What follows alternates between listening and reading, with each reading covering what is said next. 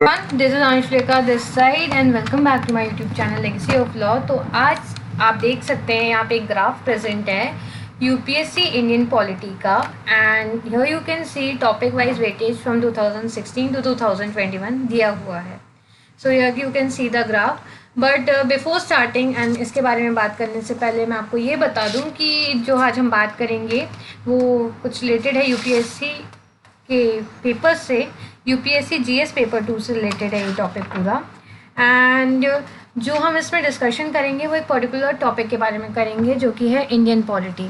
वैसे तो GS paper 2 में काफ़ी सारे सब्जेक्ट्स हैं, इफ़ यू कैन सी और यू कैन नॉट सी, अगर आपके पास सिलेबस होगा या नहीं होगा तो मैं रीड आउट कर देती हूँ फॉर यू कि अगर हम general paper study particularly general studies 2 को देखें तो उसमें जो टॉपिक आते हैं या फिर सब्जेक्ट्स आते हैं वो आते हैं governance, constitution, polity, social justice and international relation के बारे में इसमें बात की जाती है। तो जो यूपीएससी जब भी अपना एक नोटिफिकेशन जारी करता है तो उसके साथ साथ ये सिलेबस भी देता है और बहुत ही ब्रीफ वे में वो एक वन लाइन में अपनी चीज़ें बताता है। बट आप गवर्नेंस को देख लें तो इसकी एक अलग टेक्स्ट बुक आती है, कॉन्स्टिट्यूशन की एक अलग टेक्स्ट बुक आती है, polity, social justice and international relation, ये काफ़ी अलग अलग सब्जेक्ट्स हैं but they are interconnected to each other. और हम इसका एनालिसिस देखें तो आज हम एनालिसिस करेंगे इंडियन पॉलिटी का सिर्फ। तो इसमें हम टॉपिक वाइज वेटेज देखेंगे फ्रॉम 2016 टू 2021 कि कौन कौन से टॉपिक से सबसे ज़्यादा क्वेश्चन पूछे गए हैं, क्योंकि यूपीएससी का सिलेबस काफ़ी वास्ट होता है और अगर हम हर चीज़ पढ़ने की कोशिश करें so it will not be easy for us to memorise everything और हर चीज़ को हम कवर कर लें। तो हम स्मार्टली अगर वर्क करेंगे so you can crack this exam easily और आप अपने टॉपिक्स भी ईजिली कवर कर पाएंगे और आपको ये एक आइडिया भी मिलेगा कि आपको कैसे स्ट्रैटेजी बनानी है और कैसे प्लान करना है चीज़ों को। तो जो टॉपिक इसमें कवर होते हैं वो होते हैं इंडियन कॉन्स्टिट्यूशन, उसका हिस्टोरिकल बैकग्राउंड, उसकी underpinnings, evolution, features, amendments, significant provision and basic structure. तो मैं जीएस पेपर 2 की बात कर रही हूँ जो वन लाइन में यूपीएससी ने अपने सिलेबस में टॉपिक्स मेंशन किए गए हैं या फिर आपको बताया है ताकि आपको एक ब्रीफ आइडिया मिल सके कि कौन कौन से ऐसे टॉपिक्स आते हैं। नेक्स्ट टॉपिक है function and responsibilities of the union and the states, issues and challenges pertaining to the federal structure, devolution of power and finances up to local levels and challenges। फिर इसमें काफ़ी बड़ा syllabus है ये। Separation of powers की बात होती है between various organ, dispute redressal mechanism and institution, comparison of the Indian constitution scheme with that of other countries. ये काफ़ी सारे इसमें टॉपिक्स दिए हुए हैं जीएस पेपर 2 में और अभी रिसेंट में इसमें काफ़ी क्वेश्चंस पूछे गए थे फ्रॉम, इसमें कंपैरिजन पूछा गया था इंडियन कॉन्स्टिट्यूशनल स्कीम और अमेरिकन कॉन्स्टिट्यूशनल स्कीम के बारे में। इनडायरेक्ट क्वेश्चन था लेकिन अगर आप देखोगे तो क्वेश्चन पेपर 2021 का देखोगे और जीएस पेपर 2 का उठा के देखोगे तो आपको ये मेंस में क्वेश्चन मिल ही जाएगा।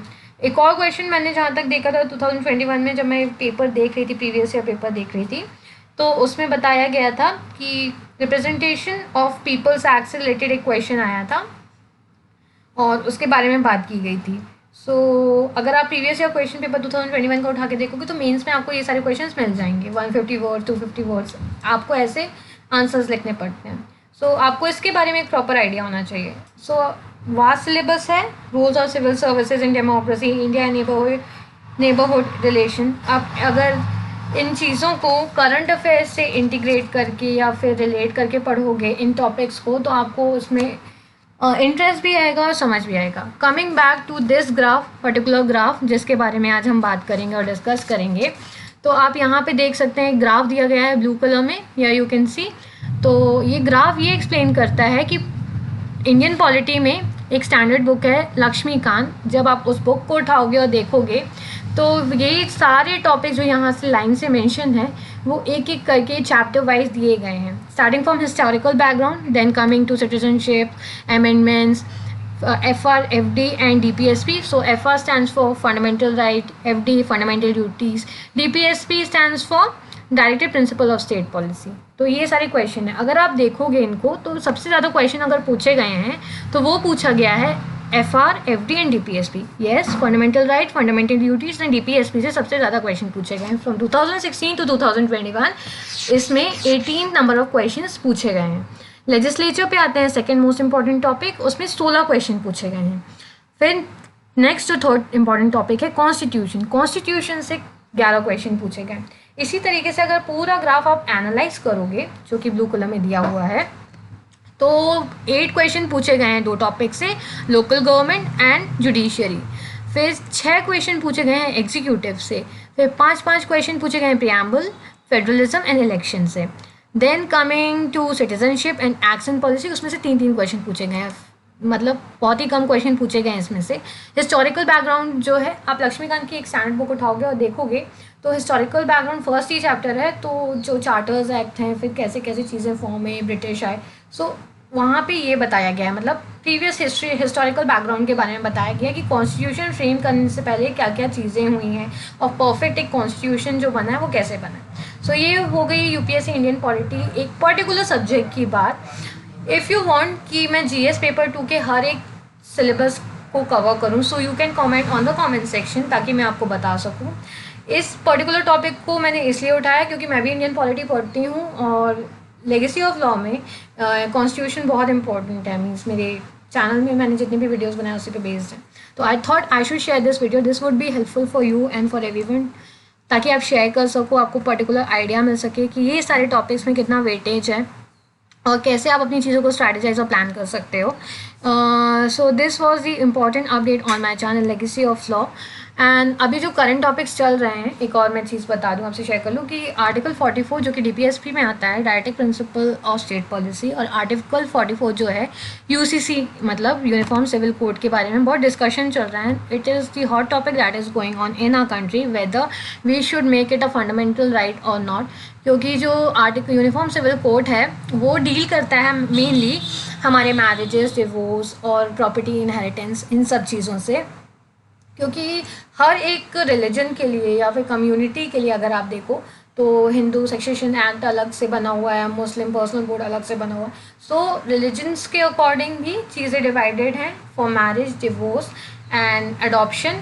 तो हमारा जो कॉन्स्टिट्यूशन वो काफ़ी बल्कि हो जाता है. सो एक यूनिफॉर्म सिविल कोड ये कहता है कि a set of rule for every individual should be same.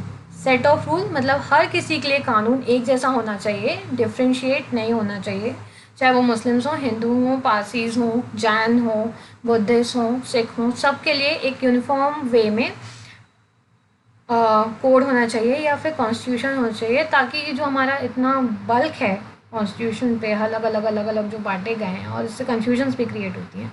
सो इस चीज़ पे बात होती है. तो एक ब्रीफ आइडिया हो गया यूसीसी के बारे में. और if you want something more from me कि मैं और ऐसे वीडियोस बनाऊं, तो do comment on the comment section. Please like, share and subscribe my channel legacy of law and hit the bell icon, और बेल आइकन को दबाइए ताकि फ्यूचर में आपको नोटिफिकेशन मिल सके. Bye everyone.